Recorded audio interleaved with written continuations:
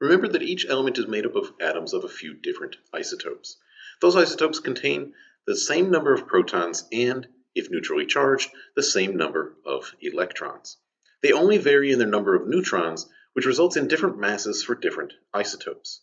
This means that we can identify which isotope an atom is using its mass. Now, we cannot easily see and work with individual atoms, and so it can be useful to work with larger collections of atoms. We can easily convert from mass to number of atoms if we know that all the atoms are of a single isotope. But if there are multiple isotopes mixed together, things become more challenging. But first, let's look at a simpler example. Suppose we have a big jar of M&Ms and we want to know how many M&Ms are in the jar. We can measure the mass of all the M&Ms together and then divide by the mass of one M&M to find the total number of M&Ms in the jar. Now, the M&Ms aren't all exactly the same mass, and so we should probably measure a few of them and then find the average mass and use that average mass in our calculation to find the number of M&Ms in the jar. But now suppose that our jar of M&Ms contains some peanut M&Ms and some regular M&Ms. We still want to know how many M&Ms there are, but now we can't just average the mass of each M&M. We have two different types of M&Ms, the peanut and the regular. Each type will have a small distribution of masses, but the two distributions won't be particularly close together. We would expect the peanut M&Ms to be heavier. In this case, to calculate the number of M&Ms in our jar, we need to know the average mass of the regular M&Ms, the average mass of the peanut M&Ms, and the ratio between them in our jar. Now let's suppose that we find an average mass of the regular M&Ms of 10 grams, an average mass of the peanut M&Ms of 15 grams, and suppose that 3/4 of the M&Ms are regular M&Ms. Can we simply add the 10 grams and 15 grams together and then divide by 2 for the two types of M&Ms? No, we cannot, because that calculation assumes that we have equal numbers of regular and peanut M&Ms in our jar, and we don't have that. Instead, what we need to do is calculate a weighted average rather than a simple average. That is, we need to weight the masses of the M&Ms by their fractional abundance within the jar. So we can take the 10 grams average that we have for our regular M&Ms, multiply that by the 75%, or I'm going to change this to a fraction, so 0.75.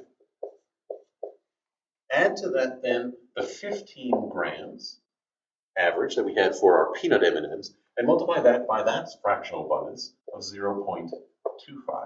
And when we add those up, we get 11.25 grams.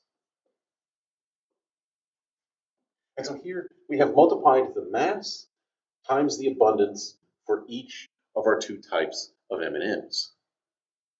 In this lab, you're going to do something similar using pennies rather than M&Ms. Because in this lab, you're going to use two different types of pennies to simulate atoms of two different isotopes of the same element. Now this is because prior to 1982, the US penny was made of pure copper. But by 1982, the price of copper contained in the penny was significantly higher than 1 cent, and it also cost the government a lot of money to mint the pennies. And so we changed to making the core of the penny out of zinc, which is a much cheaper metal than copper, and then coating the outside in a thin layer of copper. Note that this structure is very similar to the structure that we see in an M&M, where we have the inside portion made of chocolate and the outer shell of sugar on the outside. Now, you'd think that we can pretty easily separate the pennies into pre- and post-change pennies because the pennies are marked with the year that they're minted. And this is true for pennies other than those minted in 1982.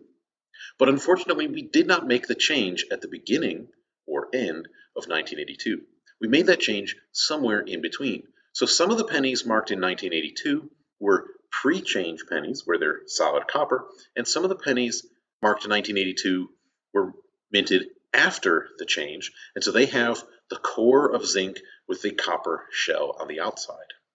Now, fortunately for us, zinc has a different density than copper does, and so this change in structure also changed the mass of the penny.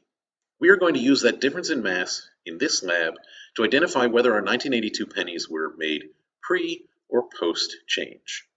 You're also going to calculate the average mass of your pennies using both a simple average, where you add up all of the masses of your pennies, and using a weighted average method.